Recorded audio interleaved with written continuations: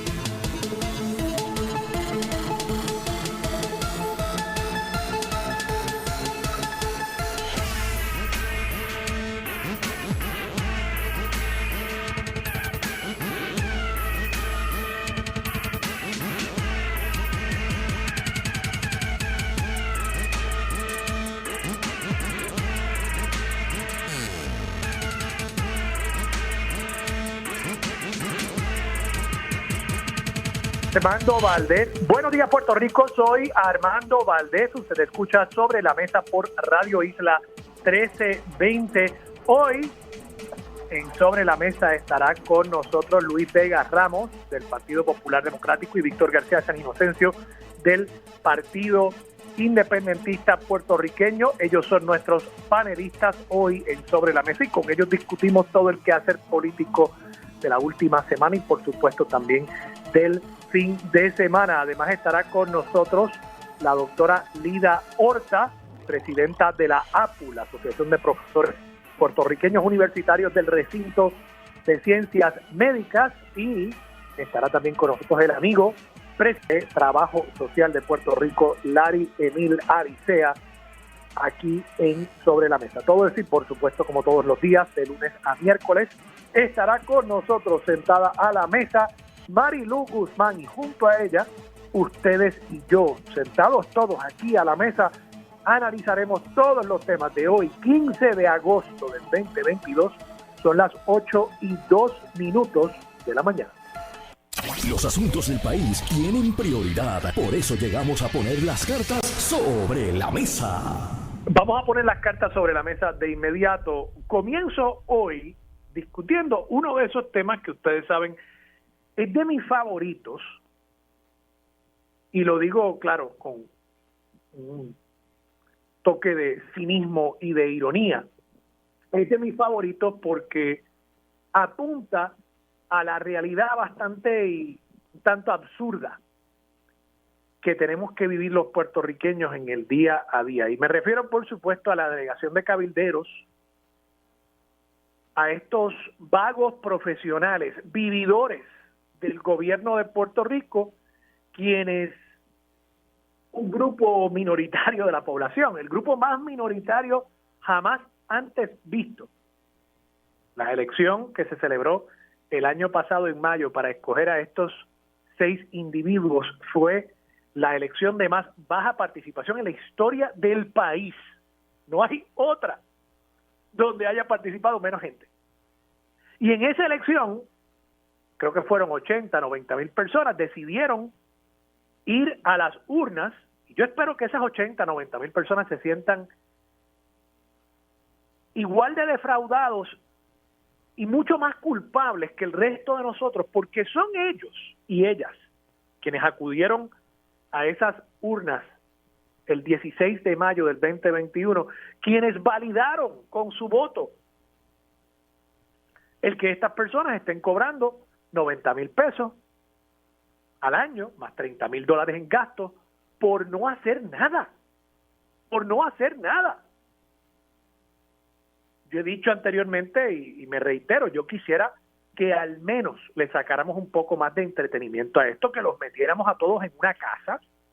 Sí, la casa de los vagos. Yo sé que hay un programa por ahí que a cada rato en el periódico dicen quién fue eliminado, quién entró, quién se peleó con quién, algo así de la casa de los famosos, creo que se llama el programa. Pues yo tendría uno que se llame la casa de los vividores, la casa de los vagos. Y metería a estas 6 personas allá adentro, obligados, por lo menos para que algo tengamos a cambio de esos 90 mil pesos que le estamos pagando.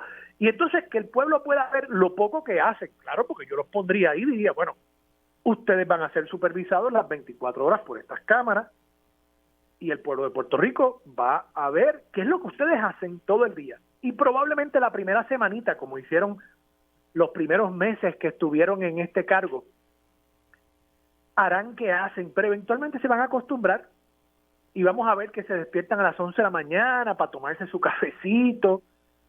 Es una buena vida, es una buena vida, es una vida que creo que desde la época de los reyes franceses, ¿verdad? Luis XVI, digamos, no había habido una clase política tan acomodada con tan poco que hacer como esta. Y claro, el ejemplo es muy a propósito porque precisamente cuando pasan estas cosas, cuando la gente ve que hay una clase acomodada que vive a espaldas del pueblo y cuyo estilo de vida es totalmente subsidiado por el pueblo, eso usualmente es germen para revolución, germen para cambio. Y yo creo que lamentablemente, pues, esta delegación de vividores que no sé cómo se despiertan por las mañanas y se miran al espejo, es muestra adicional del resquebrajamiento moral de este país y de la clase política que gobierna en este país, porque no tienen ningún problema firmándole los cheques a estos individuos para que ellos vivan este estilo de vida. ¿Por qué traigo el tema? Bueno, porque durante el fin de semana nos enteramos que el Tribunal de Apelaciones ha denegado la solicitud de reconsideración que hiciera la cabildera desarticulada. Esta es la que Domingo Emanueli, el secretario de Justicia, ha tratado de sacar de su cargo, porque Domingo Emanueli tiene 2 dedos de frente y ha visto que ella en particular no está haciendo nada. Yo creo que los demás tampoco están haciendo mucho. Y recuerden que la ley dispone que ellos tienen que trabajar a tiempo completo en la promoción de la estadidad. ¿Cómo lograrían hacer eso? Yo no sé. O sea, es imposible trabajar a tiempo completo en adelantar algo que en este momento no está disponible para nosotros. Es como si tuviéramos una delegación de personas que van a estar encargados 24/7 de descubrir la fusión nuclear. O sea, pues probablemente no lo van a lograr. Y lo mismo está pasando con esta delegación de 6 cabilderos tratando de lograr algo que en este momento simple y sencillamente no está sobre la mesa para el pueblo de Puerto Rico. Los proyectos que hay no van para ningún lado, los proyectos que hay para atender el tema del estatus. Esa es la realidad. Y ante esa realidad, entonces uno se cuestiona, uno se pregunta. No hay que ser un experto en política, esto es un ejercicio de lógica. ¿Qué hacen estas personas con su día? Pues dentro de esa realidad hay una en particular que hiere la retina con su obstinada vagancia, con su insistencia en que incluso su trabajo es un absurdo y que ella pues por lo visto, según uno puede apreciar, no va a hacer nada conducente siquiera a fingir que está tratando de cumplir con la ley 167 del 2020, que es la que crea ese cargo. Y esa persona, como les decía, es la cabildera desarticulada. Y Domingo Emanuel, y conforme a esa ley, llevó un proceso en el Tribunal de Primera Instancia para que fuese removida de ese cargo, porque la ley dispone que es el secretario de Justicia quien puede llevar ese proceso en caso de que una persona incumpla con los deberes que establece la ley. La ley es vaga, sí, la ley es vaga, igual que los cabilderos, pero claro, estoy usando otra connotación de la palabra. La ley es vaga, no define claramente cuáles son esos deberes. Hay muy pocos que se mencionan, bueno, que tienen que radicar un informe cada 90 días, que de por sí los informes de esta cabildera son evidencia prima facie de que no ha estado haciendo nada. Y tienen que trabajar 24/7 en la promoción de la estabilidad. El Tribunal de Primera Instancia había dicho, no, esto no es una controversia justiciable, esto es una controversia política.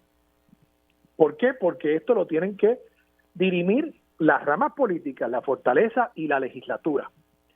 Pero como en este momento la fortaleza la controla el PNP y la legislatura el PPD, eso dejaría a estas 6 figuras en un vacío político y jurídico en el cual nadie tiene la posibilidad de supervisar a estas personas, nadie tiene la posibilidad de decirles, usted está o no está haciendo su trabajo. Y me parece que el Tribunal de Apelaciones correctamente ha dicho, bueno, pues sí, aquí sí hay una controversia justiciable. Esto no es simplemente una controversia política, esto lo vamos a devolver al Tribunal de Primera Instancia para que el Tribunal de Primera Instancia desfile prueba y determine si en efecto esta persona, conforme derecho, debería estar en el cargo o no. Porque es que no puede ser en un sistema basado en los pesos y contrapesos que la legislatura supervisa en cierta medida al Ejecutivo, que el Ejecutivo nombra a los jueces y que los jueces de paso deciden la legalidad de las acciones del Legislativo y del Ejecutivo, ¿verdad? Una rama, un poder supervisando al otro, y así en un ciclo de desconfianza para asegurarnos que el sistema funcione. Pues, ¿cómo es posible que ese tipo de sistema haya creado unos cargos que existan fuera del sistema de pesos y contrapesos y que no haya manera de supervisar a estas personas y que el pueblo de Puerto Rico tenga que seguir pagándoles $90,000 a 6 manduletes para no hacer absolutamente nada? Entonces, ya el Tribunal de Apelaciones había llegado a estas conclusiones, obviamente no les dijo manduletes, eso es mi opinión, pero sí dijo que aquí había una controversia justiciable y que el Tribunal de Primera Instancia tenía que decidir. La cabildera desarticulada, discrepando de esa posición, naturalmente quiere defenderse el guiso que tiene, solicitó la reconsideración ante el Tribunal de Apelaciones. El Tribunal de Apelaciones ha dicho, no, nos reafirmamos. Ahora queda que esto llegue al Tribunal Supremo de Puerto Rico. Veremos cómo decide el tribunal si en efecto esto es una controversia justiciable. Yo me sospecho que van a decidir que sí, que aquí hay una controversia justiciable, que esto es un tema que los tribunales se le ha delegado y que, de nuevo, el resultado de no llegar a esa conclusión produciría el absurdo de que en nuestro sistema de pesos y contrapesos la legislatura y el gobernador, por lo menos la legislatura y la gobernadora pasada, hayan creado este cargo totalmente fuera de nuestro sistema constitucional, ajeno a toda supervisión. Y eso yo creo que es contrario a nuestro sistema, es contrario al espíritu de nuestra Constitución y al espíritu de un sistema republicano de gobierno. Mientras el pueblo gasta dinero en esto,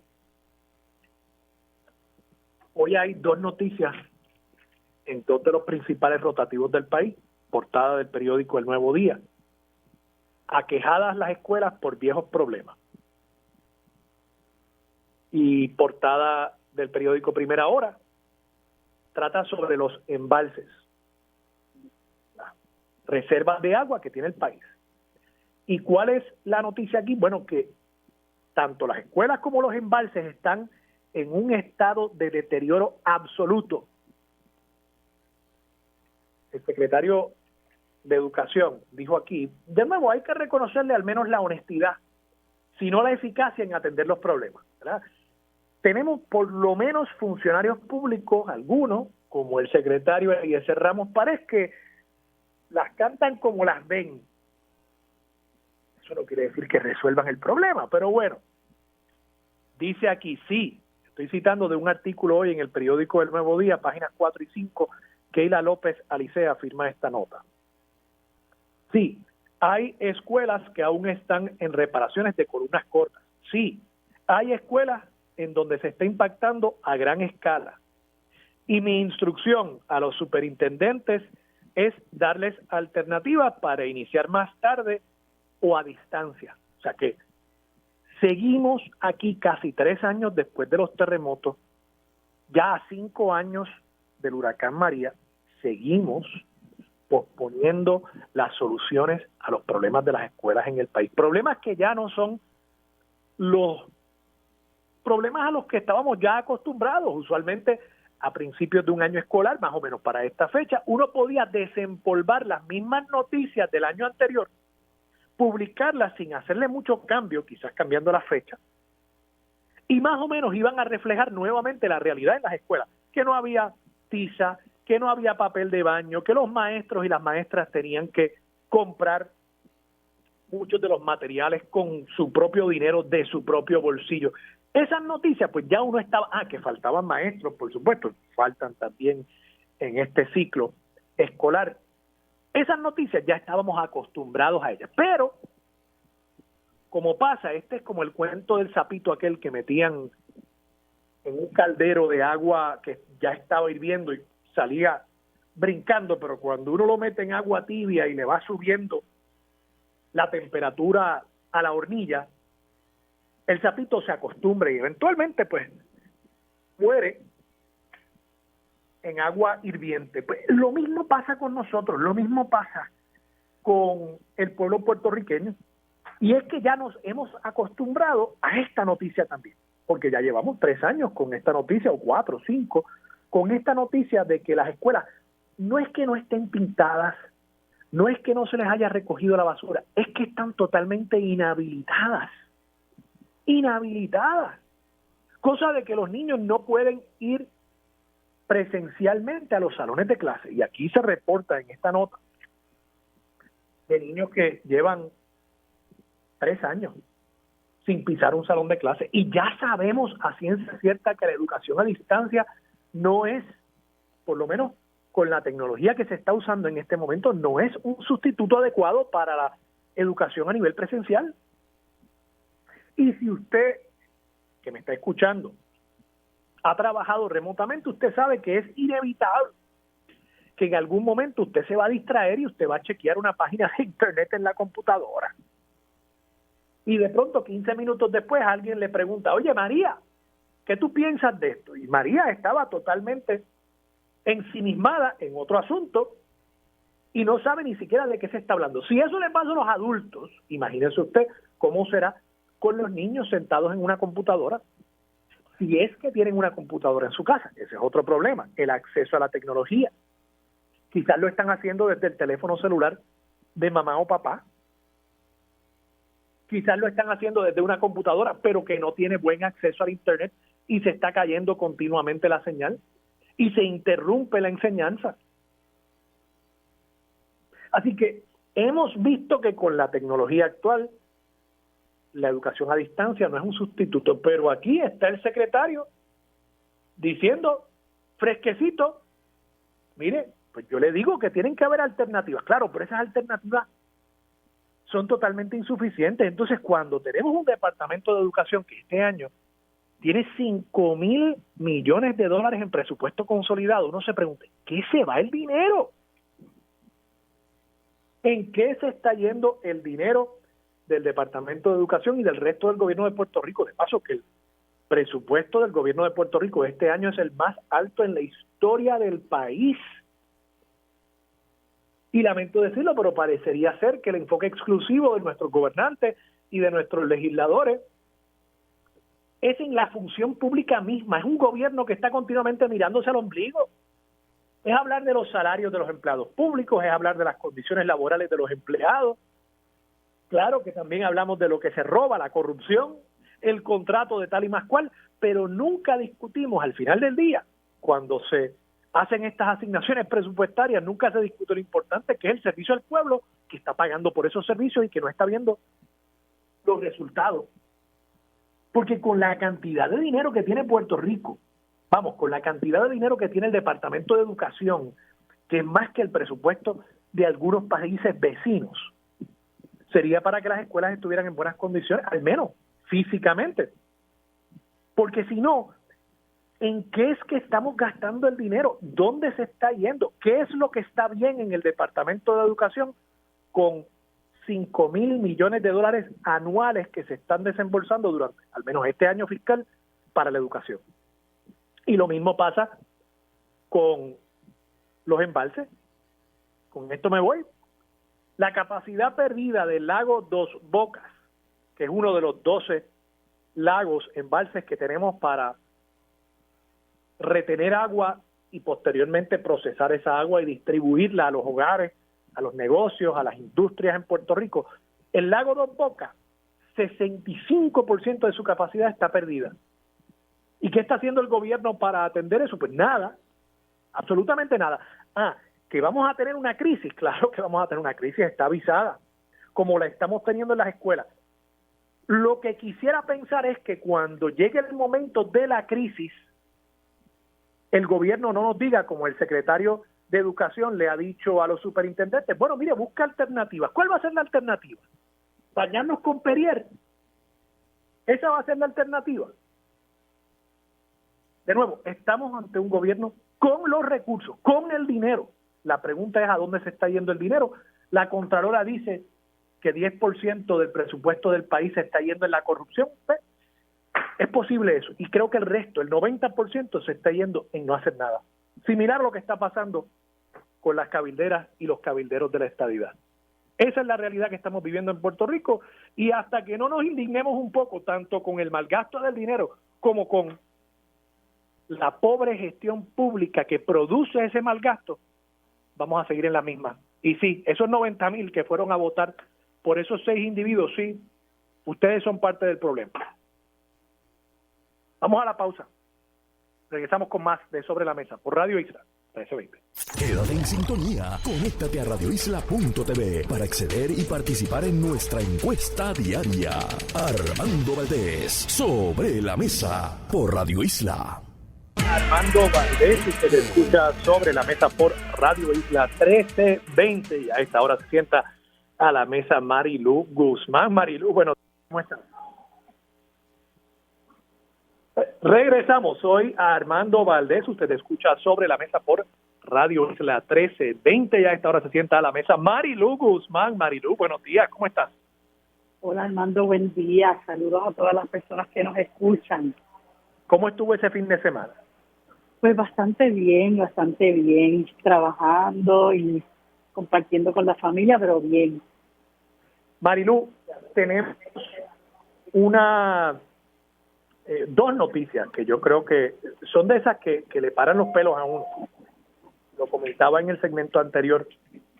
Las escuelas, que el secretario dice, y tengo que citarlo, sí, hay escuelas que aún están en reparaciones de columnas cortas, sí, hay escuelas en donde están impactando a gran escala y mi instrucción a los superintendentes es darles alternativas para iniciar más tarde o a distancia en las escuelas donde todavía se está trabajando con diversidad de problemas infraestructurales que, como yo decía, no es que son cosas estéticas, no es que el salón no está bien pintadito, no, estamos hablando de cosas que pues impiden el uso de la estructura misma y por tanto pues son situaciones que se debieron haber atendido mucho antes. Hay un caso incluso, Marilu, de una escuela en Yauco donde estaban enviando a los muchachos a Guayanilla. Entonces citan aquí a una persona, maestro de español, y dice, bueno, serían 15 minutos de viaje si no hubiera tapón, pero en ese tramo están construyendo uno de los puentes, el que está sobre el río Luquete y que se inundó en el huracán María y con el temblor empeoró. Están en proceso de construir el puente y ese tramo ahora te puede tomar 1 hora. O sea que quieren enviar muchachos de Yauco a Guayanilla a estudiar porque no han podido reparar las escuelas en Yauco, y eso implicaría pues 1 hora de viaje para estos muchachos para poder llegar a la escuela. Entonces seguimos haciéndose lo más y más difícil a estas futuras generaciones educarse. Eso y la noticia acerca de los embalses y la situación que enfrentamos ahí. Y son cosas que yo digo, Marilú, son cosas importantísimas, pero no se atienden, se sigue posponiendo el mantenimiento, se sigue posponiendo la reparación. No veo que haya gran indignación, no veo que haya gran movilización para exigir acción en cuanto a estos temas. Y son crisis que nos van a seguir explotando, porque el del agua, eso viene por ahí. Esto de la educación, pues, es algo inmediato, pero que tiene repercusiones a largo plazo. Estos son futuros desertores escolares, estos son muchachos que no van a tener buenas posibilidades de empleo o de empresarismo, son muchachos que posiblemente acaben en la cárcel, y pues son crisis importantes que seguimos desatendiendo. ¿Qué te parece a ti? Pues mira, Armando, este es este y los gobiernos que nos han precedido, porque estos son problemas de décadas. De acuerdo. Y uno, ¿verdad? Pues no puede centralizar la culpa en el gobierno que está ahora, porque esto viene pasando hace mucho tiempo y estamos sufriendo los efectos de una indolencia, de una seria negligencia, de que el gobierno en general, ¿verdad?, le dé más importancia a otras cosas, y cuando estas cosas resaltan, cuando salen a la luz, cuando explotan, como dicen, entonces el gobierno viene a reaccionar, y son gobiernos de reacción. Este asunto de los embalses es algo endémico, es algo que se sigue, sobre lo que seguimos quejándonos, que lo seguimos sufriendo, pero siempre sigue el mismo problema. Y entonces, ¿qué ocurre? Lo mismo pasa con las escuelas. Todas las mismas quejas al comienzo del curso escolar, que es algo que a nosotros nos debe llenar de vergüenza. No solamente porque, como tú decías, es la agencia que más dinero recibe de todas las agencias del gobierno, quizás más que el presupuesto de algún que otro país pequeño, pero la realidad es que es vergonzoso lo que está ocurriendo, y lamentablemente se recurre a la excusa de que no, es que no tenemos recursos, Pues mire, claro que hay recursos, pero si nosotros pues lo estamos viendo todos los días, Armando, cómo se roban el dinero en nuestra cara, cómo se reparten a manos llenas, la millonada que hay para esto, para lo otro, para aquello. Mira, $1,000 millones nos ha costado la operación de la Junta de Control Fiscal. $1,000 millones. ¿Tú sabes lo que es eso, Armando? En 6 años, lo que nosotros podríamos haber hecho con tanto dinero, lo que podríamos haber hecho con todo el dinero que han saqueado del erario, que hubiera estado destinado, que es lo que cubre Benjamín Torrecotay en una excelente columna que se publicó ayer, ¿verdad? Todo lo que este país hubiera podido lograr si el dinero que recaudamos no hubiera ido a parar a manos de los corruptos, a manos de los pillos. Y pues lamentablemente, como eso es lo que ha venido ocurriendo y todos forman parte de este mismo esquema de corrupción, pues entonces, ¿qué hacemos? Tratamos de normalizarlo. Pero mira, ahora van a llegar unos chavos de no sé dónde. Ahora vamos a tener un dinero de no sé qué. Ahora vamos a hacer tal... O sea, ¿cómo es posible, Armando, que en agosto, que se supone que las clases, según lo que leí, comiencen el 17, ¿cómo es posible que haya escuelas en las condiciones en las que se refleja en los medios de información. Es una cosa de verdad bochornosa.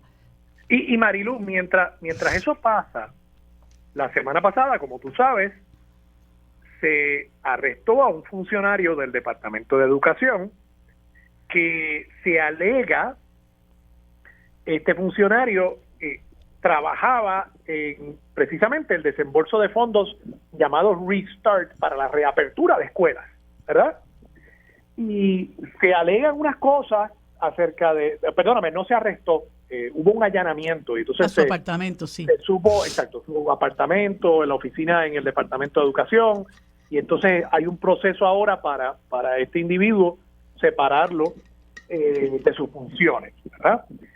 Pero esta persona trabajaba específicamente con el desembolso de estos fondos para la reapertura de las escuelas después de desastres naturales. Y le preguntan al gobernador, y el gobernador dijo, y cito, no me sorprende que puedan detectarse irregularidades en una operación gubernamental del tamaño de la nuestra. O sea, Pierluisi, con esas expresiones, está intentando, consciente o subconscientemente, está intentando normalizar la corrupción a todo nivel en el gobierno de Puerto Rico. Y nosotros no podemos aceptar eso, no podemos admitir eso. Y máxime, aquí estamos viendo, ¿verdad? La semana anterior arrestan o no arrestan, allanan el apartamento de este individuo, y esta semana estamos viendo que las escuelas no están listas para recibir estudiantes. O sea, hay un resultado directo de estas alegaciones de malversación y de corrupción en el Departamento de Educación, y el gobernador no se sorprende. Uh-huh.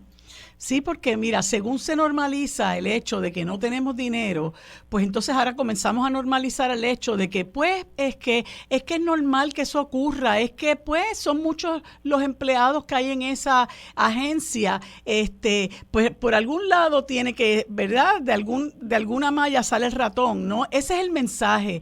Y yo creo que el que hayamos llegado a ese punto, Armando, donde tenemos un gobernador que no solamente siempre tiene a flor de labios, no, es que, verdad, no tenemos los recursos suficientes, aunque dice que la economía está sólida, porque eso lo ha dicho en varias ocasiones para tratar un poco de levantar su imagen y que la gente piense que realmente ha sido de utilidad su gobernanza hasta ahora. Pues la corrupción en su gobierno y en el gobierno del PNP, que no nos olvidemos que lleva 5 años, la corrupción en su gobierno y en el gobierno del PNP ha sido tan y tan alarmante que entonces ahora lo que tenemos que hacer es recurrir a que pues es razonable que eso pase porque es un departamento con mucha gente. En otras ocasiones dicen,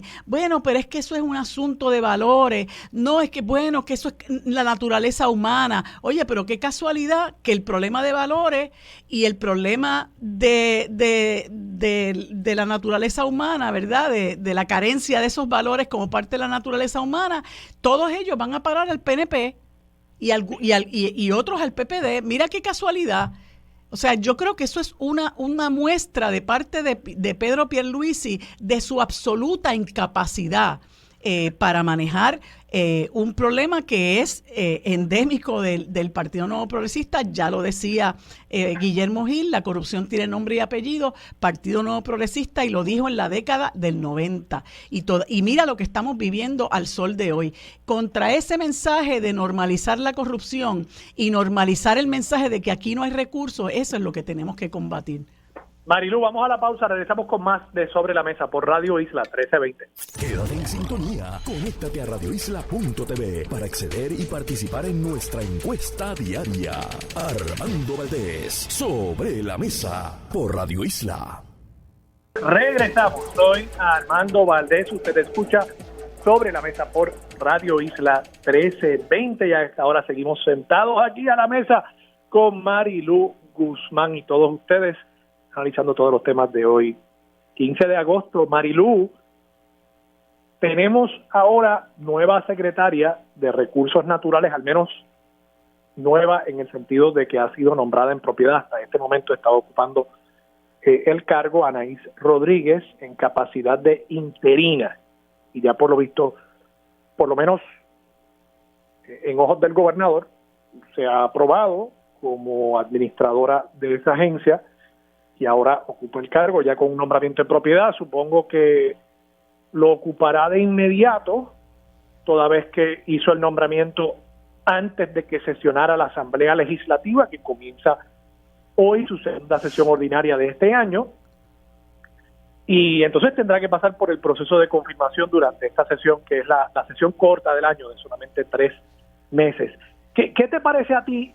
1, el nombramiento, y 2, la agenda que tiene el Departamento de Recursos Naturales, un departamento que viene con cuestionamientos serios ya por varios años, con controversias y escándalos que han habido al interior por la administración del departamento propiamente, pero además con serios señalamientos en cuanto a su manejo de los recursos naturales, el tema de las playas, lo que ha pasado en Rincón, lo que está pasando en la zona de Ocean Park, una diversidad de cuestionamientos en medio, por supuesto, de una discusión global acerca de la adaptación y la prevención de los efectos más terribles del cambio climático.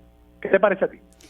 Mira, yo no creo que tengo la impresión, ¿verdad?, que el gobernador no tenía muchas opciones, ¿verdad?, después del desastre que representó Rafael Machargo en la Secretaría del Departamento de Recursos Naturales, y sobre todas las cosas porque me parece que esta silla muy particularmente estaba en la mirilla del pueblo, ¿verdad?, de las organizaciones ambientales y de grupos que se han dado a la tarea de proteger nuestros recursos naturales, considerando el hecho de que muy particularmente en el caso de Machargo, pues él respondió a los desarrolladores y asumió unas posiciones que sin duda iban en contra de lo que era la misión y la visión de la agencia y de lo que era su función como secretario del Departamento de Recursos Naturales.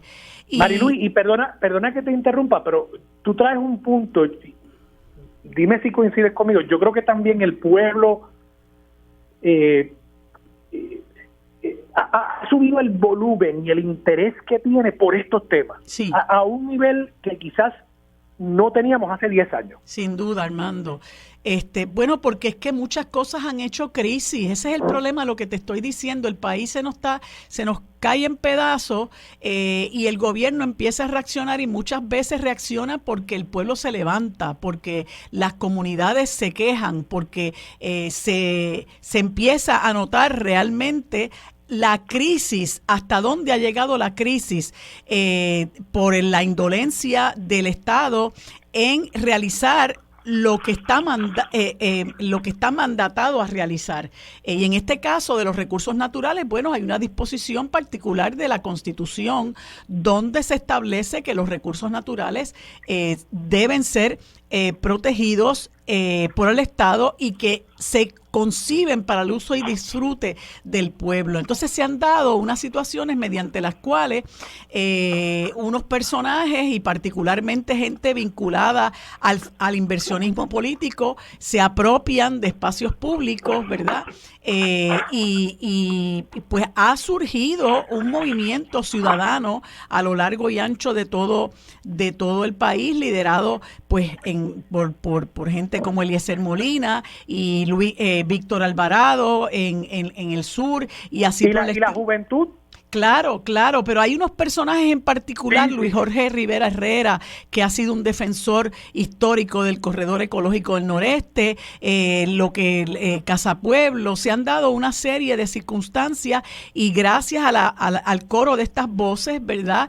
Unido a otras, el amigo Pedro Sadé, y así pudiéramos estar mucho rato hablando de gente que ha dedicado mucho tiempo de su vida a la protección de los recursos naturales, que si vienes a ver es nuestra infraestructura más importante, y se ha creado conciencia, afortunadamente. Yo creo que esta situación de Rincón de Sol y Playa, que fue una cosa tan alarmante, donde vimos cómo este señor Machargo simple y sencillamente buscó la manera de dar al traste con todo lo que establecía la reglamentación de recursos naturales y lo que decían sus propios funcionarios, que desde el principio le empezaron a llamar la atención al hecho de que ese deslinde era ilegal y de que aquella construcción estaba en zona marítimo terrestre. Yo creo que esa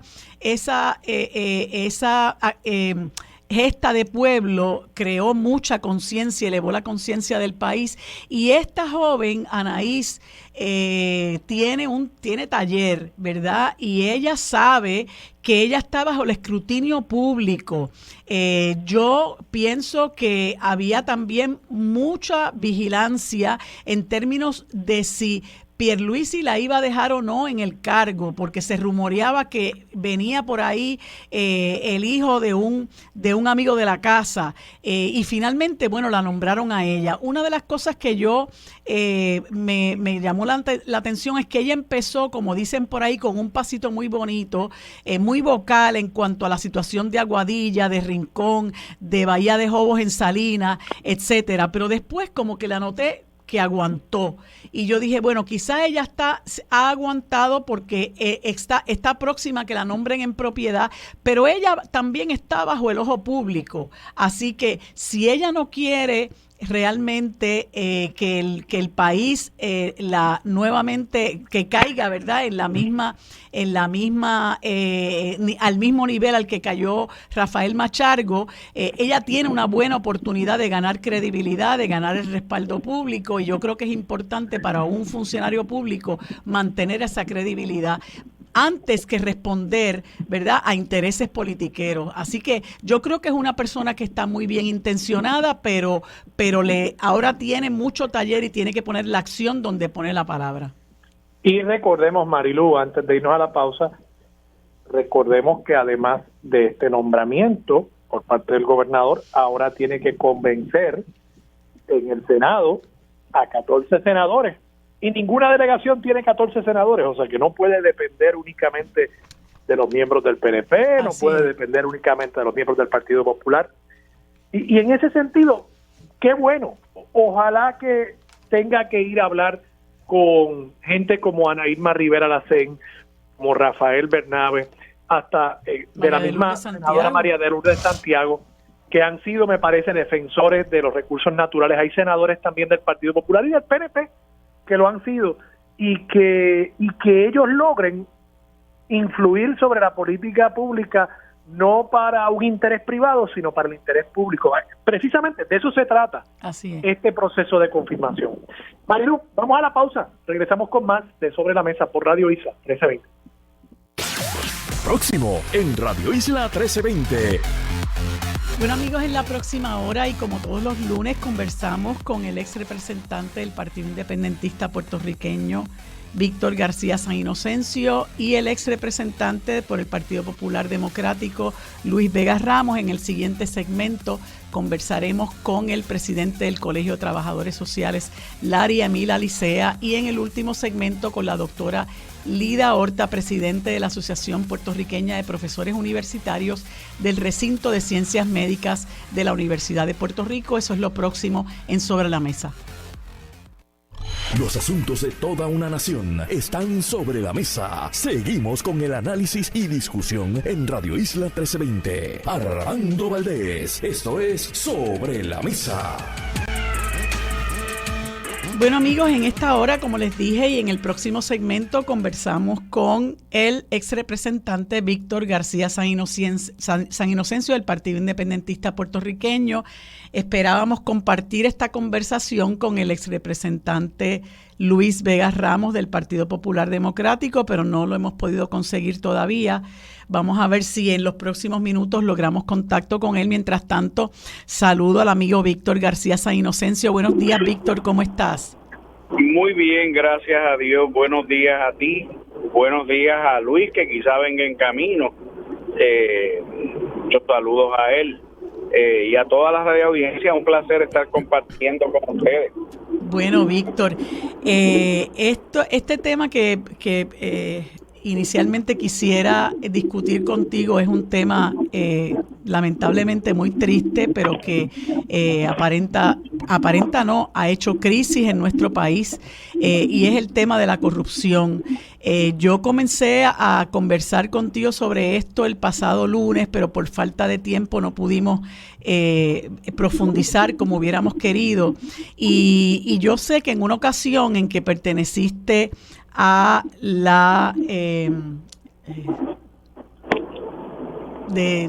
al instituto, no recuerdo ahora, de Derechos Civiles, es instituto, ¿cómo es que se llama la agencia?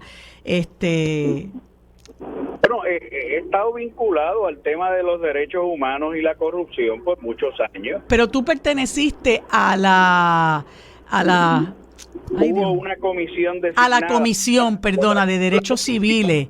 Sí, la Comisión de Derechos Civiles designó a un panel para investigar el tema de los derechos humanos y la corrupción. Sí, correcto. También. Y tú participaste de la redacción de un informe bastante extenso sobre eso, y me gustaría dialogar contigo sobre este tema en vista de que, bueno, esta situación de la corrupción en nuestro país ha llegado a unos niveles que para muchos de nosotros son insospechados, ¿verdad? En el día de ayer hay una columna muy interesante que escribe el periodista Benjamín Torrecotay del Nuevo Día, y habla, ¿verdad?, de la cantidad enorme, descomunal de dinero que se ha ido en actos de corrupción, dinero que ha empobrecido a nuestro país y que si se hubiera destinado a garantizar nuestros derechos esenciales, pues este sería otro país, ¿verdad? Y me gustaría que nos conversaras sobre el conocimiento que tienes de este tema, y la ¿verdad? Y la reacción que tienes a la crisis enorme de corrupción que estamos viviendo. Bueno, Mario, empecemos por esto. Hace casi 30 años, Manuel Díaz Saldaña, Contralor de Puerto Rico, dijo, porque lo había dicho Ileana Colón Carlo antes, su predecesora, que el 10% de el dinero público de este país se derrochaba, malbarataba o parte de él se apropiaba ilegalmente. Esa cifra se ha mantenido constante, son muy pocos los estudios que se hacen sobre el costo directo de la corrupción, pero más difícil de estimar es el costo indirecto. ¿Por qué? Porque aunque hay un costo material monumental en la manera en que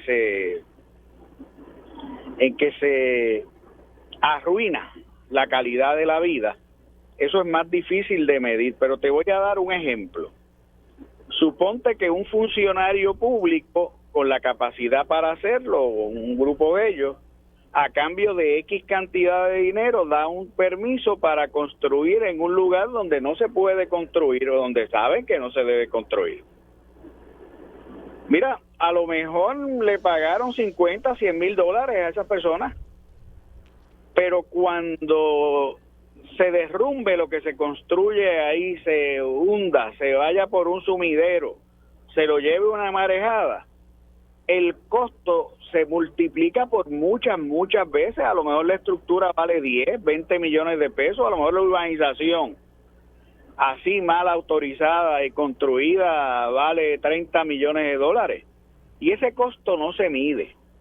El costo, por ejemplo, de que las carreteras en este país, muchas de ellas siempre se estén rompiendo a los 2 o 3 meses, no se mide meramente contando lo que se pudo haber robado el contratista por echar 2 pulgadas menos de material en la vía de rodaje o por utilizar material de peor calidad que le salió más barato pero que cotizó alto.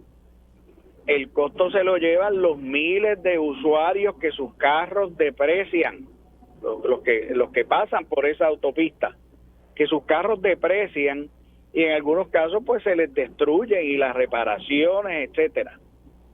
Lo que quiero decirte es que es extraordinariamente engañoso, y por decirlo engañoso no en el sentido doloso, sino uno puede creer que está midiendo el costo de la corrupción y no es verdad.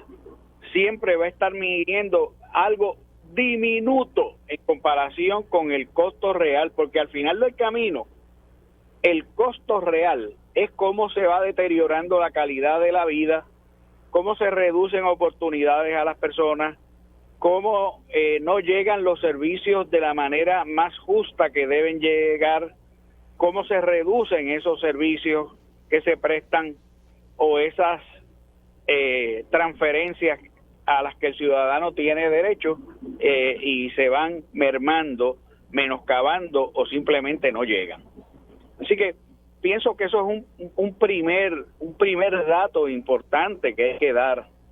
En segundo lugar, hay otras circunstancias más terribles y yo creo que están bien retratadas en la columna de Benjamín ayer en Todo Día, y a las que has aludido, y es lo que tiene que ver con lo que pasa cuando la corrupción está mucho más cerca del epicentro de la toma de decisiones y de donde se concentra la autoridad.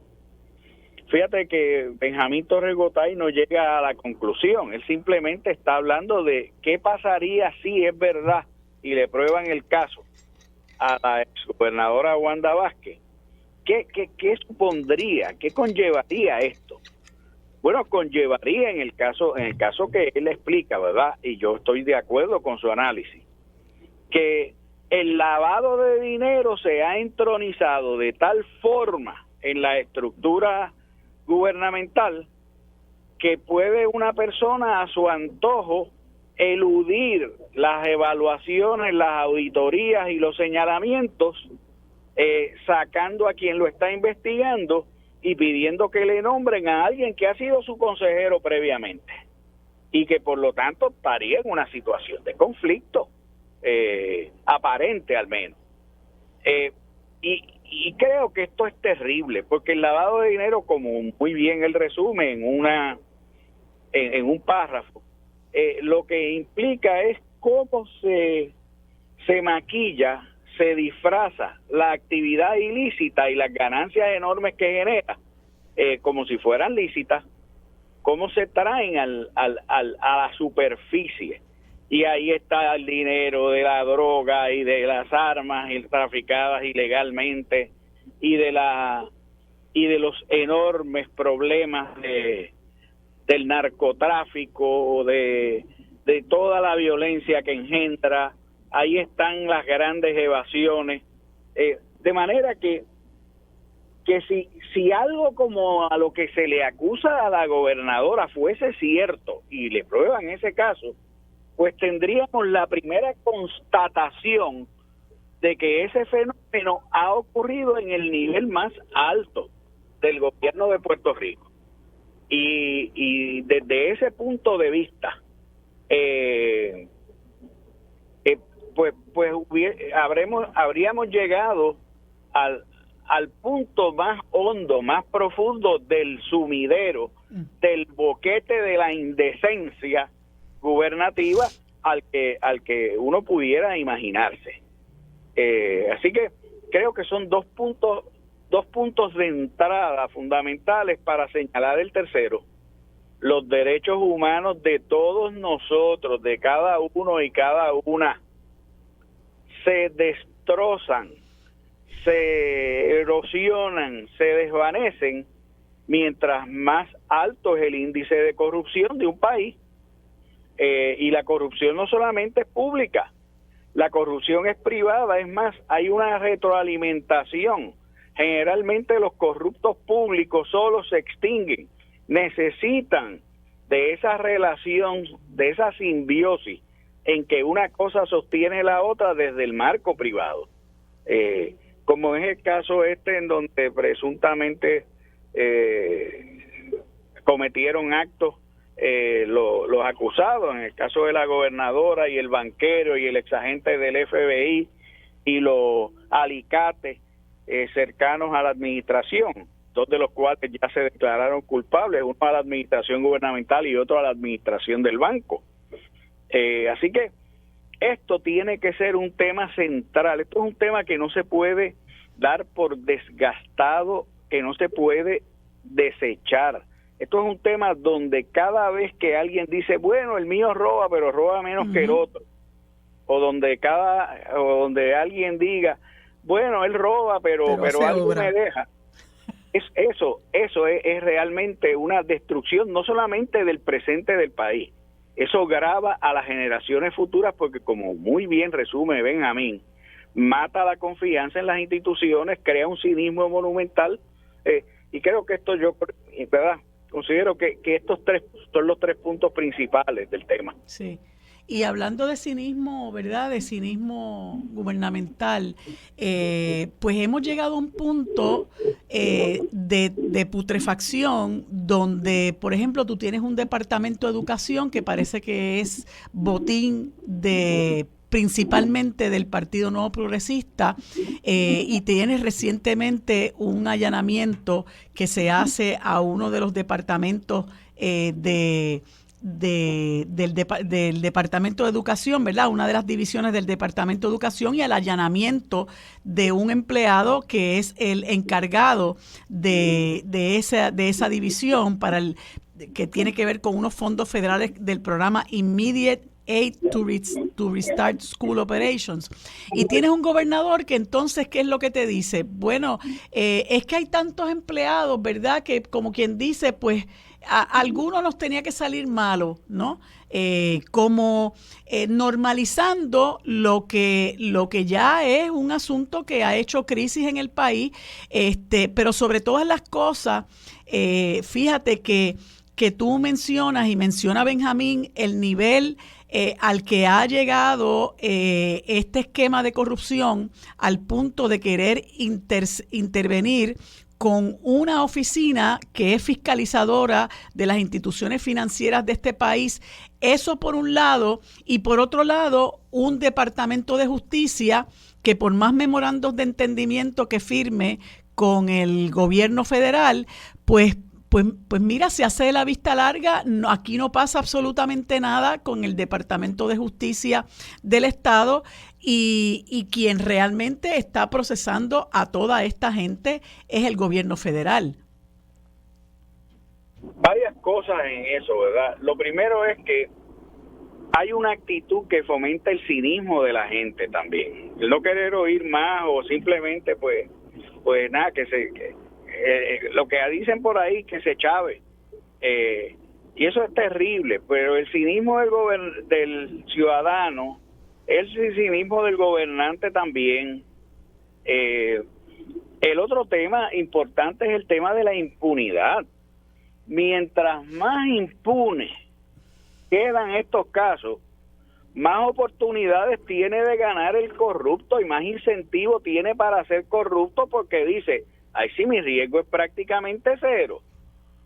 O además me van a salvar en algún sitio.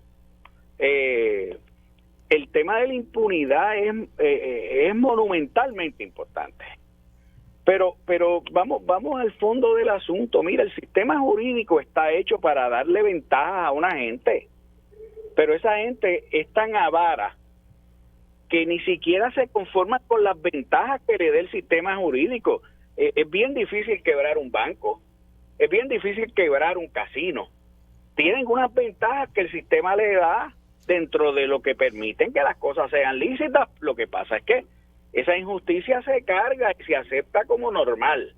Pero aquí estamos hablando de gente que bota la bola. Cuando yo te digo que bota la bola, es que no se conforman con eso. Quieren robarse la fábrica y quieren que le nombren de guardián al guardián que ellos escojan para que nadie vele cuando se meten a robarse la fábrica.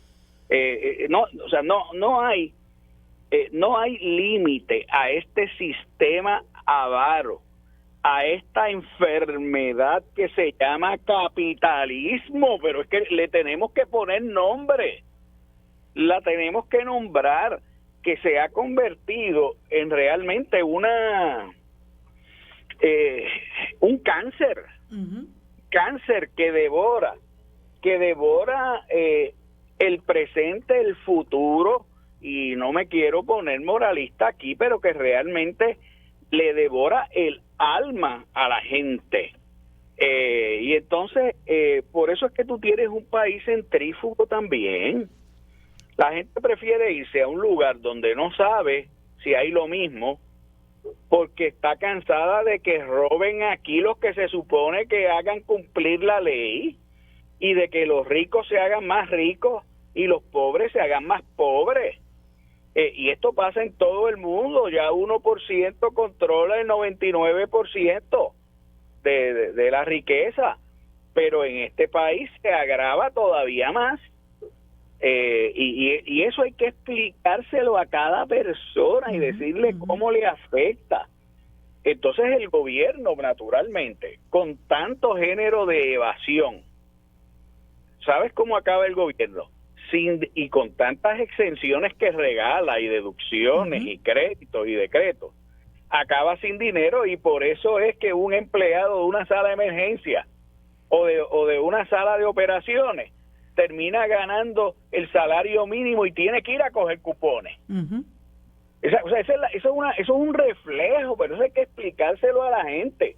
Y hay que decirle que en Puerto Rico hay unos intermediarios privados y públicos que viven de sostener eso y que se enriquecen de sostener eso, y que mucha gente a veces no se da cuenta que hay una relación de que cada 4 años, cuando le dan una oportunidad de decir algo, eligen al que viene a atracarlo, que eso es lo que está detrás de esto, y a una estructura generalmente partidista entronizada en las agencias gubernamentales, que es capaz de graduarte de corrupto en el tema educativo a 2 secretarios de educación, como Víctor Fajardo, el decano emérito de la corrupción en el Departamento de Educación, y Julia Kelleher, que la agarraron y la dejaron pasear, y aquí no se ha investigado nada todavía. Nombradas por padres e hijos. Esas pirámides están metidas ahí, ¿sabes? Así es. Así que no se sorprenda a nadie. Yo no voy a adjudicar el caso reciente, porque lo que hubo fue un señalamiento del inspector general y patitas para que te quiero, ¿sabes? Pero casos hay. Entonces lo otro es la claudicación de no querer investigar aquí. Yo creo que lo más escandaloso de Wanda Vázquez no es lo último de lo que se le acusa. Lo más escandaloso de Wanda Vázquez es que cuando el secretario de Hacienda vino y le dijo, mira, hay un problema aquí, empezó a explicarle, le digo, no me lo pongas por escrito porque lo voy a tener que investigar. Lo voy a tener que investigar, así es. Hay que hacerle un monumento. Nada más que por eso. Y ponerlo en bronce y citarlo.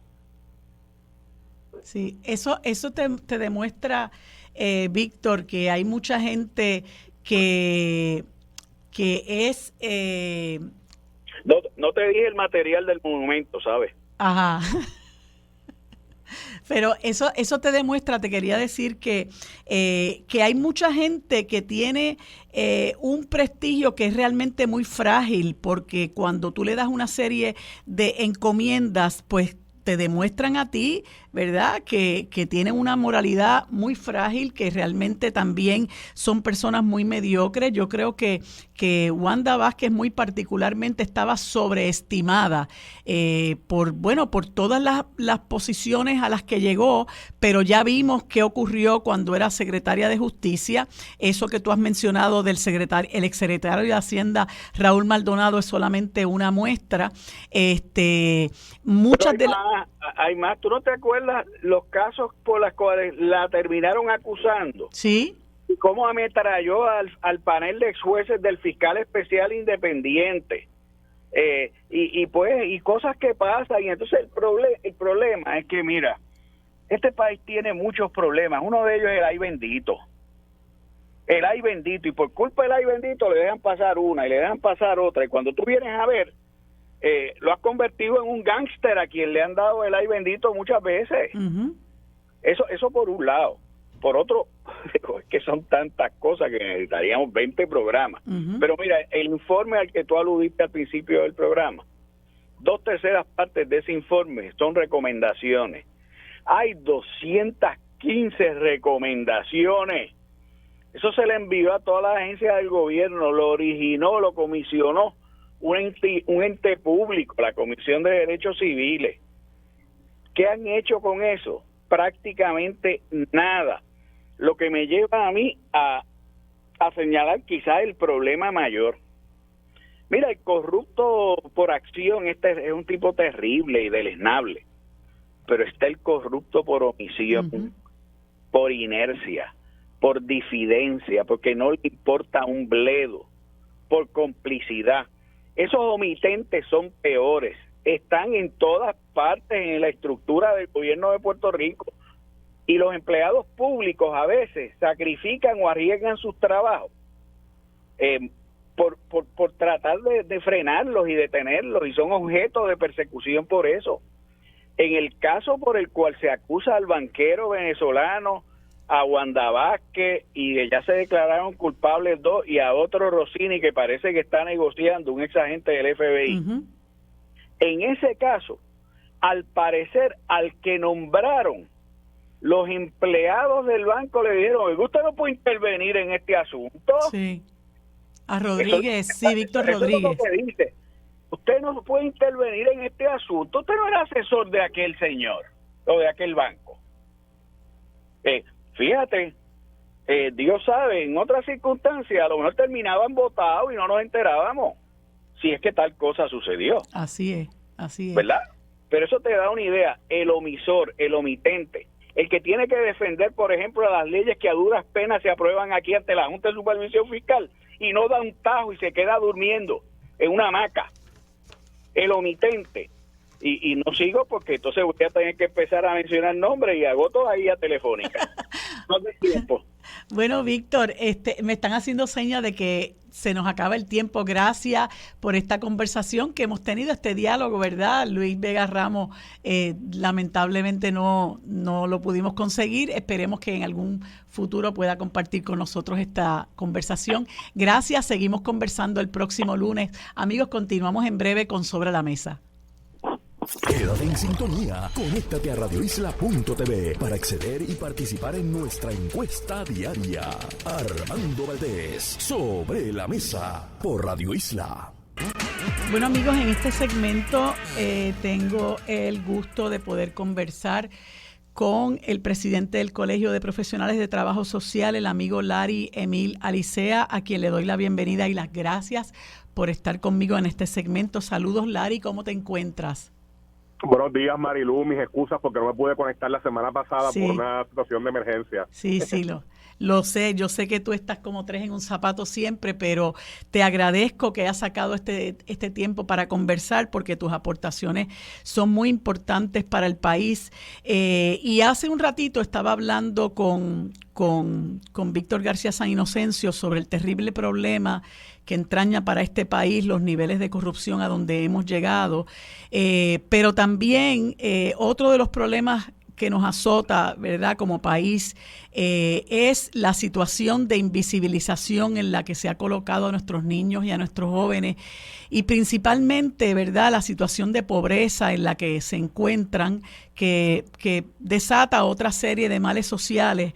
Y hace una semana participaste de una entrevista sobre un artículo que se publicó en El Nuevo Día, donde comentaste que si bien es cierto que la sociedad resuelve esto diciendo que la juventud está perdida o que son unos irresponsables, se nos olvida que la niñez y la juventud ha sido abandonada en las políticas sociales del país.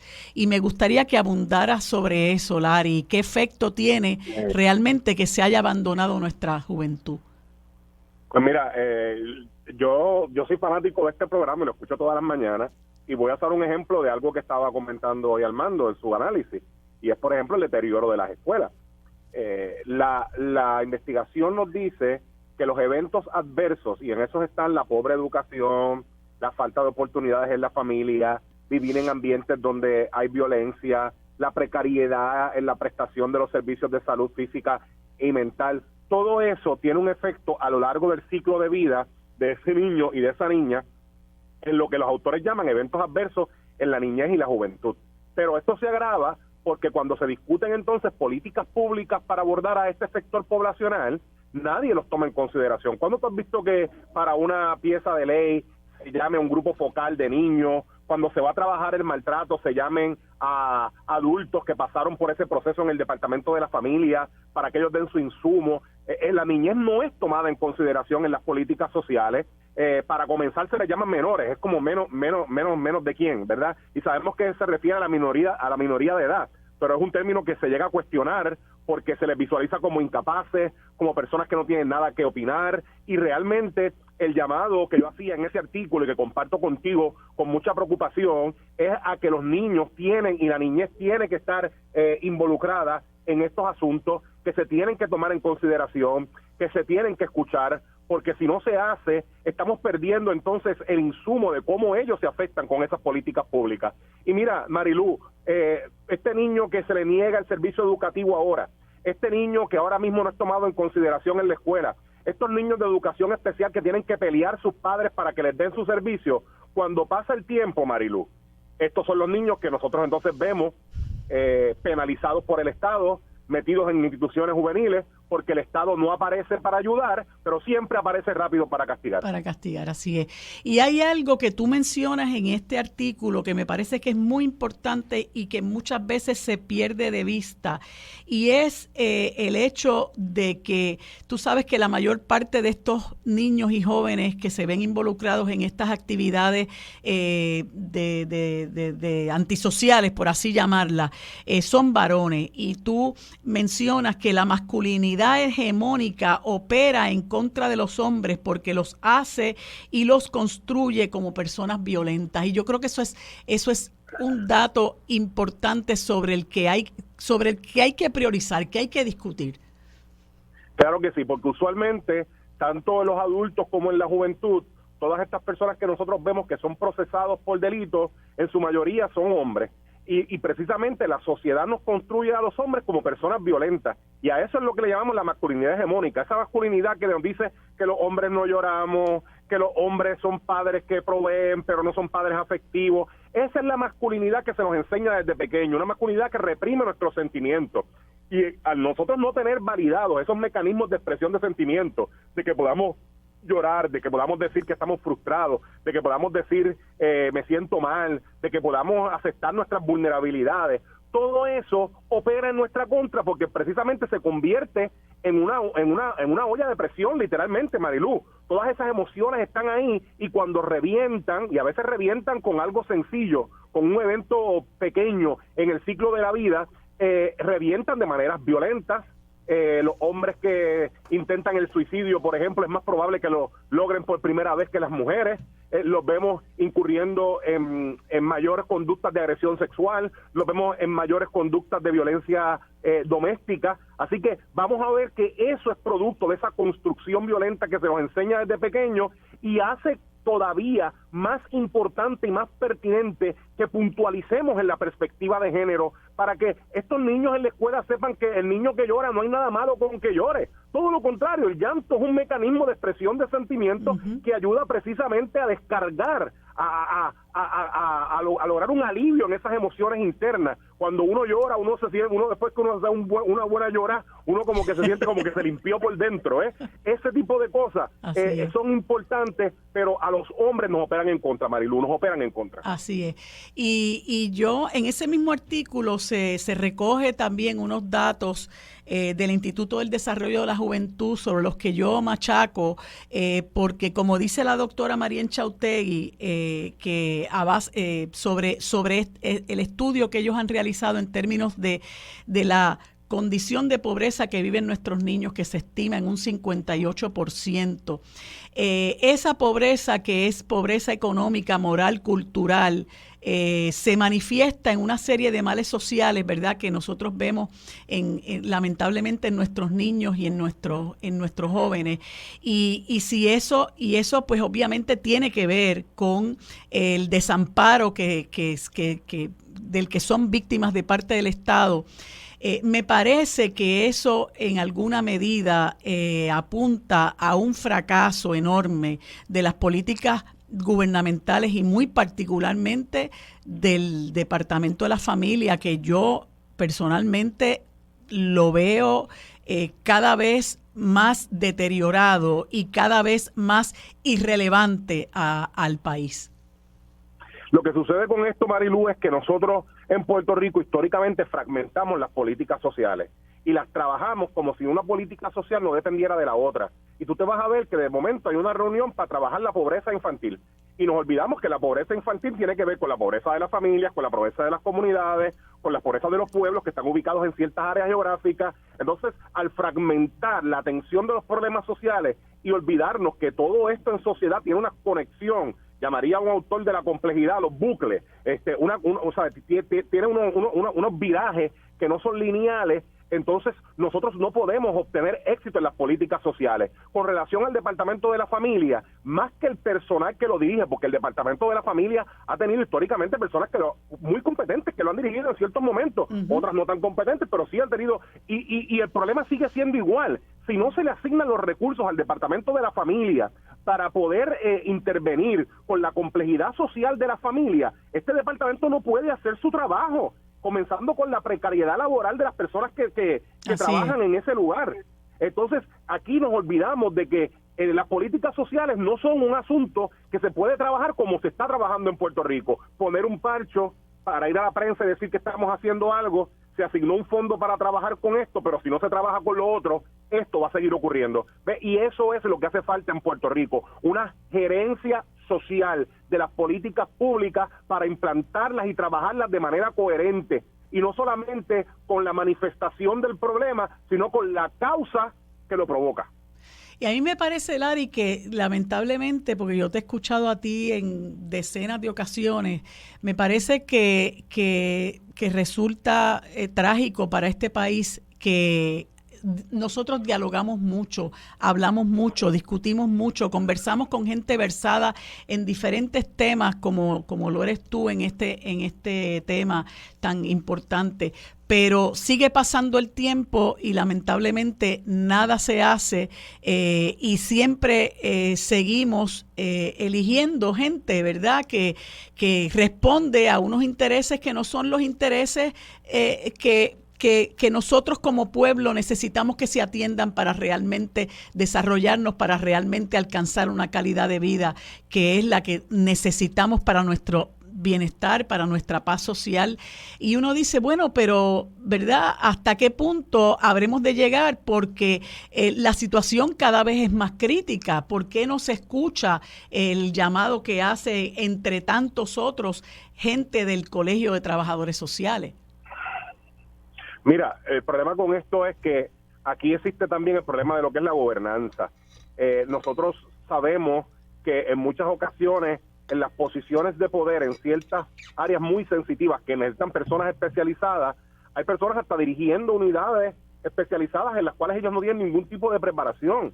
Y aquí, Marilú, las alternativas no hay que inventarlas, las alternativas están escritas. Las escuelas graduadas de planificación, de administración pública, de trabajo social, todas las universidades aquí que tienen bibliotecas con tesis y disertaciones doctorales en psicología, el recinto de ciencias médicas a través de la Escuela de Salud Pública han estudiado todas estas complejidades sociales, han propuesto programas para atenderlo, pero sí hay un asunto de que nosotros continuamos dando la misma vuelta e intentando tener resultados diferentes haciendo lo mismo que no ha funcionado. Por ejemplo, la política esta de mano dura contra el crimen. Después Acevedo Vidal le cambió el nombre, se llamaba Castigo Seguro.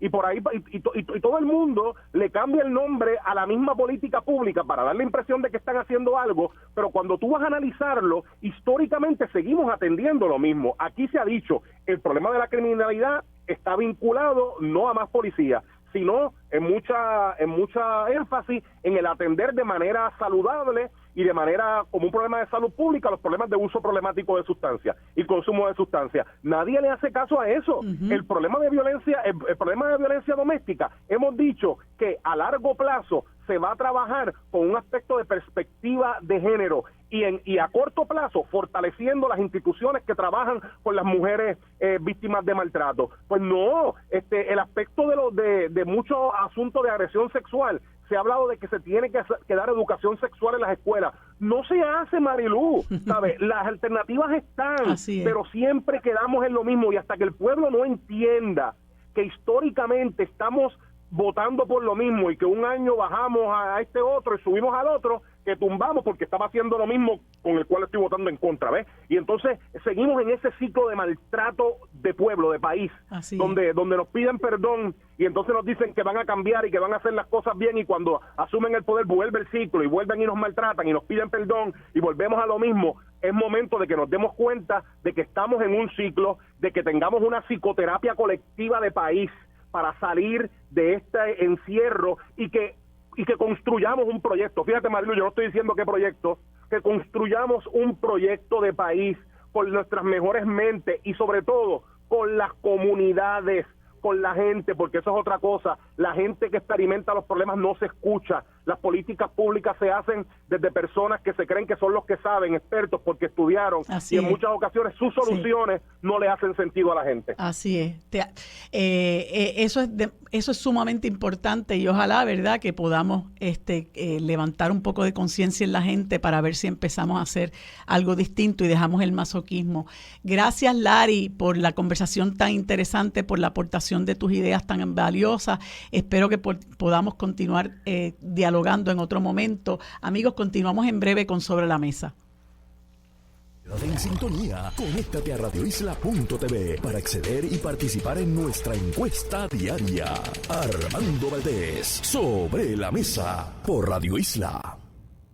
Bueno, amigos, en este último segmento conversamos con la doctora Lida Horta Anés, presidenta de la Asociación Puertorriqueña de Profesores Universitarios del Recinto de Ciencias Médicas de la Universidad de Puerto Rico, a quien le doy los buenos días y las gracias por compartir con nosotros este último segmento. Saludos, doctora Horta, ¿cómo se encuentra? Me encuentro muy bien, muchísimas gracias, licenciada. Muy buenos días a usted y a toda su radioaudiencia. Gracias por esta oportunidad. Pues, doctora, quisimos invitarla porque bueno, es triste que nosotros tengamos que utilizar estos espacios para hablar del deterioro de las instituciones en nuestro país, y a muchos de nosotros y de nosotras nos ha dolido enormemente la situación en la que ha caído el recinto de ciencias médicas de la Universidad de Puerto Rico, que muchos llaman la joya de la corona, no por menospreciar el resto de los recintos, ¿verdad?, que son igualmente importantes, pero el recinto de ciencias médicas ha sido víctima, tristemente, de la política partidista. Ha llegado al punto de que esté en juego su propia acreditación, y se perdió la acreditación del programa de neurocirugía. Y ahora recientemente, luego de que se tambaleara con la rectoría de Rodríguez Quiliquini, que ya sabemos, ¿verdad?, todas las situaciones en las que se vio involucrado, destituyen a la doctora Reyes, creo que era su apellido, ¿no? Ríos, perdón, Ríos, y se coloca al doctor William Méndez Latalladi, que, se le vincula íntimamente con el doctor Rodríguez Quiliquini, y que se vio también involucrado en una situación sumamente seria en la cual reconoce haber alterado unas evaluaciones de un estudiante de medicina. Todo eso está documentado en unas deposiciones que se le tomaron en un proceso judicial, y usted le cursó una carta al presidente de la universidad, al doctor Ferrao, el 10 de agosto del 2022, y hay algo particularmente que quisiera leer de dicha carta que me parece que es bastante fuerte en términos de cómo se siente el personal docente del recinto.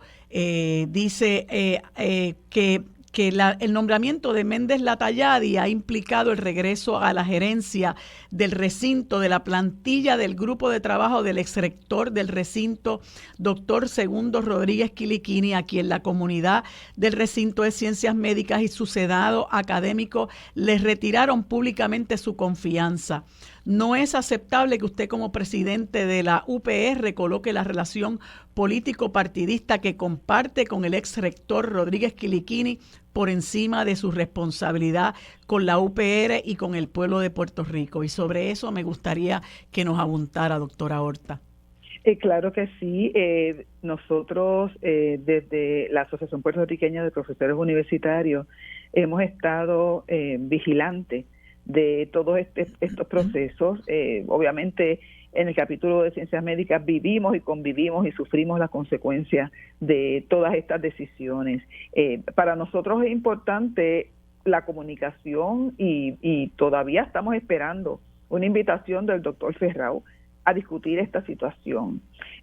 Dentro de todo este proceso, el país ya debe saber que el recinto de Ciencias Médicas tiene una visita de Middle States, una visita que se va a efectuar en las próximas semanas, específicamente a finales del mes de septiembre, y que requerimos de una estabilidad administrativa en nuestro recinto, ¿verdad? La visita de la Middle States se debe mayormente a los problemas de financiamiento, donde ya se nos ha asegurado que el informe que va a responder a ese señalamiento se ha seguido desarrollando y va a tener todas las garantías requeridas por la agencia acreditadora para que se dé. Sin embargo, nos preocupa la convulsión y la inestabilidad que se ha desarrollado con estos cambios tan agresivos en la administración o específicamente en la rectoría y la administración de las distintas escuelas que se han estado identificando durante estas pasadas semanas. Dicho eso, para nosotros es importante que dentro de los procesos reglamentarios que se pueda demostrar que se están siguiendo los procesos reglamentarios en la universidad y en nuestro recinto.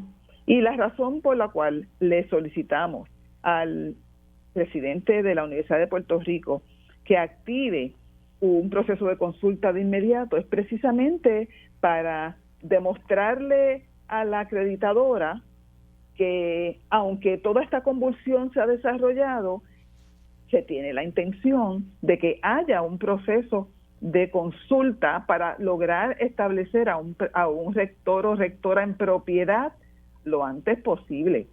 Ustedes, y he seguido con mucha atención el tema de hoy, que interesantemente lo están relacionando con corrupción, problemas de gobernanza, específicamente en el sistema de educación en este país. Y traigo a colación dentro de esas mismas elementos el que la Universidad de Puerto Rico, pretendiendo, la comunidad universitaria de la UPR, pretendiendo precisamente despolitizar a la Universidad de Puerto Rico, establecer unos mecanismos que vayan dirigidos a reducir la intromisión político-partidista en nuestra institución, en un acto de introspección detallada. Ha presentado a través de la Comisión de Reforma Universitaria un proyecto de ley, el proyecto de la Cámara 1314, que precisamente pretende sugerir alternativas para la rendición de cuentas al país, para reducir la intromisión político-partidista, para establecer mecanismos que permitan a la Universidad de Puerto Rico ser mucho más ágil en la utilización de lo que en estos momentos es su menguado presupuesto. Y fíjense qué interesante que es la tercera vez, ¿verdad?, que esta comisión le hace un acercamiento al hemiciclo. Primero fue en el Senado y ahora está en la Cámara para este proceso y para estas enmiendas a la ley de la Universidad de Puerto Rico.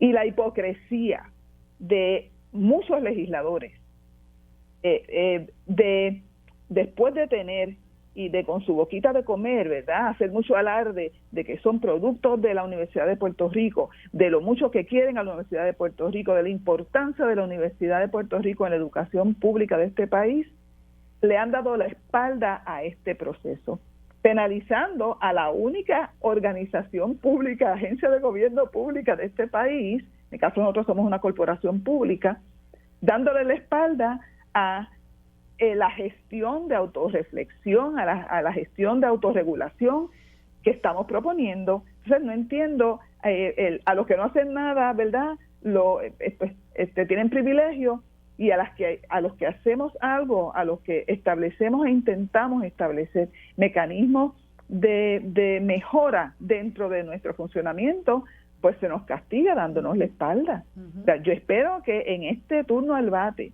que tenemos en la Cámara haya una gestión real, y convoco a los representantes que, ¿verdad?, entiendo que les interesa la Universidad de Puerto Rico, y luego cuando esto pase nuevamente al Senado, reto a los legisladores en este país a que realmente actúen según la palabra que hay veces que muy livianamente tiran a los medios. Bien. Así que me parece que dentro del tema que usted ha estado discutiendo con sus distinguidos invitados, ha sido la coincidencia, ¿verdad?, sí, de la gestión en la que está en estos momentos la Universidad de Puerto Rico, pues es muy grande. Así es, igual que todo el país. Gracias, doctora, infinitamente por haber estado con nosotros. Vamos a seguirle el tracto a esto de la acreditación y lo que ocurra en septiembre, así que esperamos poder conversar sobre esto con usted próximamente. Amigos, hasta aquí el programa de hoy de Sobre la Mesa. Lo próximo es Mili Méndez en Dígame la Verdad.